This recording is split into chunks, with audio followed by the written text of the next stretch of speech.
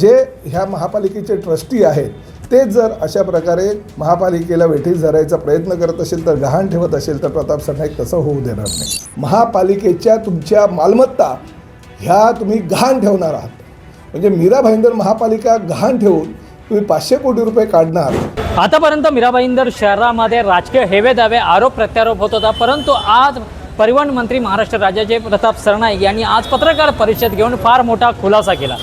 भाजपाचे आमदार नरेंद्र मेहता 500 करोडच्या कर्जाच्या बाबत नगररचनाचे विभाग म्हणजे महाराष्ट्र राज्याचे उपमुख्यमंत्री एकनाथ शिंदे यांच्या ताशेवरती ताशेरे ओढत यांच्याबद्दल चिंता व्यक्त केली होती की नगर रचना विभाग जो आहे तो आमची फाईल पास करत नाही, त्यामुळे मीरा भाईंदर महानगरपालिकेला कर्ज मिळत नाही.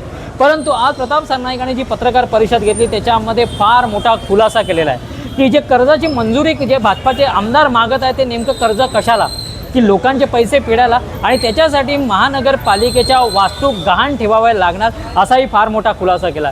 त्यासोबत एक कोठारी नामक व्यक्तीचं नाव पुढे आलेलं आहे की तो याच्यामध्ये 23% कमिशन घेतो. कुठेतरी मीरा भाईंदर महानगरपालिकेमध्ये चाललेला भ्रष्टाचार आता पुन्हा एकदा चव्हाट्यावरती आलेला आहे. महाराष्ट्र राज्याचे परिवहन मंत्री प्रताप सरनाईक यांनी जो आरोप केलेला आहे, जी कोठारी नामक व्यक्ती, ही व्यक्ती आता नेमकी आहे तरी कोण, आणि भाजपाचे आमदार नरेंद्र मेहता यांनी ज्या गोष्टी सांगितल्या होत्या नगररचना विभागावरती सांगितलं होतं की कर्ज मंजुरी होत नाही, मग नेमकं ते कर्ज घेण्यासाठी गहाण ठेवलं तरी काय जाणार, या संपूर्णमुळे मीरा भाईंदरकरमध्ये आता वेगळी चर्चा होणार आहे. या संपूर्ण गोष्टीबाबत पत्रकार परिषदेमध्ये परिवहन मंत्री प्रताप सरनाईक यांनी नेमकं काय बोललेलं आहे आपण जाणून घेऊ. असं असताना माझे प्रिय मित्र श्री नरेंद्र मेहता यांनी परवा एक पत्रकार परिषद घेतली आणि त्या पत्रकार परिषदेमध्ये 500 कोटी रुपये राज्य शासनानं मीरा भाईंदर महापालिका क्षेत्रामध्ये रस्ते विकासाचे प्रकल्प आम्हाला राबवायचे असल्याकारणानं कर्जासाठी मंजुरी द्यावी असा प्रस्ताव पाठवला आणि ती जर मंजुरी सोमवारपर्यंत दिली नाही तर मी फाउंटन हॉटेलजवळ रस्ता रोको करेल असं काहीतरी जाहीर केलं आणि त्यासाठीच मी ही पत्रकार परिषद घेतली आहे.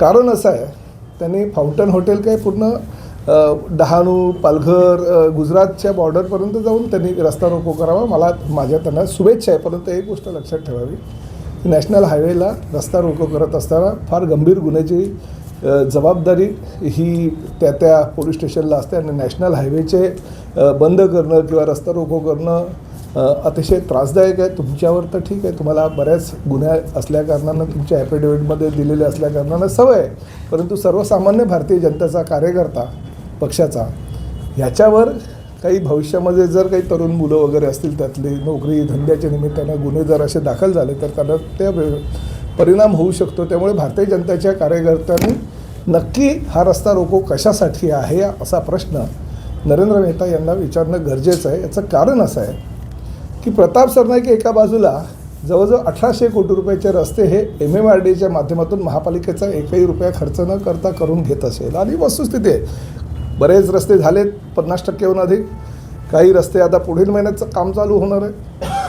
500 कोटी रुपयाचे रस्ते अंतिम टप्प्यामध्ये राज्य शासनाच्या मंजुरीच्या. तुम्हालाच कर्ज का पाहिजे?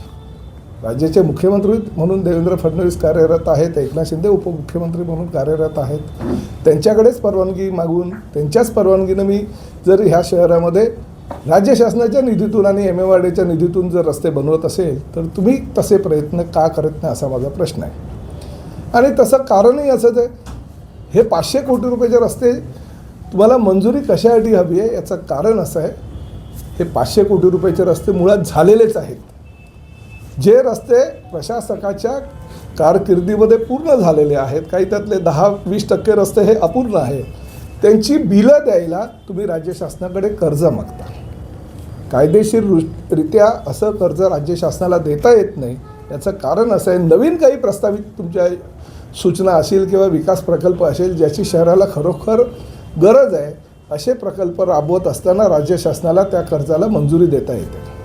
परंतु जे रस्ते झाले आहेत, ज्याची जी बिलं तुमच्याकडे थकलेली आहेत, ती बिलं थकलेली पैसे देण्यासाठी जर तुम्ही राज्य शासनाला जबाबदार धरत असाल आणि राज्य शासनानं प्रामुख्यानं एकनाथ शिंदे साहेब उपमुख्यमंत्री असलेलं खातं हे आम्हाला परवानगी देत नाही असं सांगत तुम्ही असाल पत्रकार परिषदेमध्ये, तर ते योग्य नाही, कायदेशीर नाही.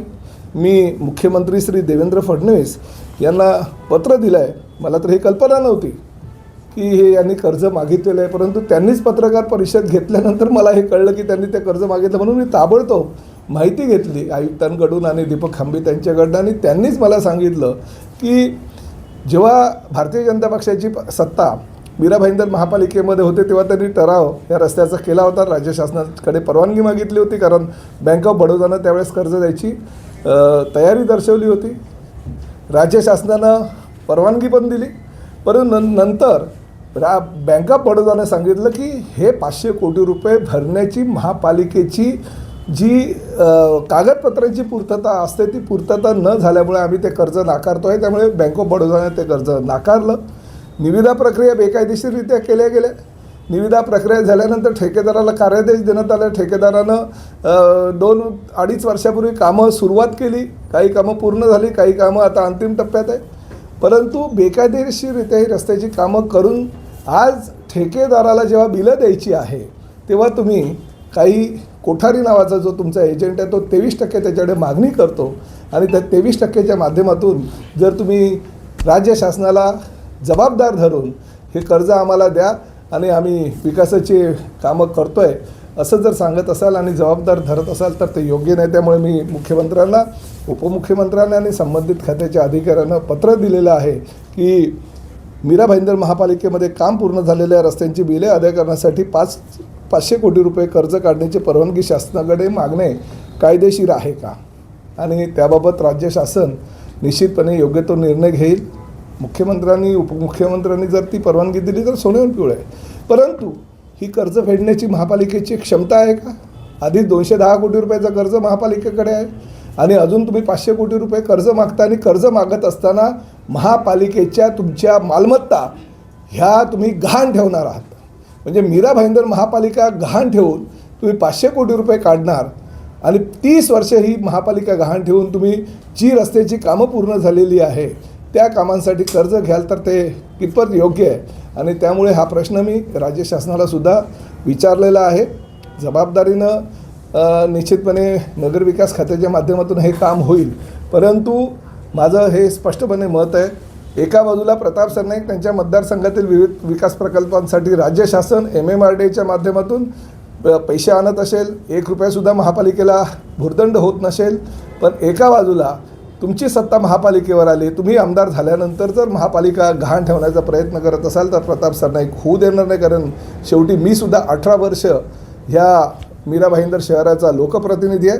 ज्या लोकांनी मला निवडून दिलं त्या लोकांनी जी महापालिका स्थापन केलेली आहे, जे ह्या महापालिकेचे ट्रस्टी आहेत, ते जर अशा प्रकारे महापालिकेला वेठीस धरायचा प्रयत्न करत असेल तर, गहाण ठेवत असेल तर प्रताप सरनाईक तसं होऊ देणार नाही.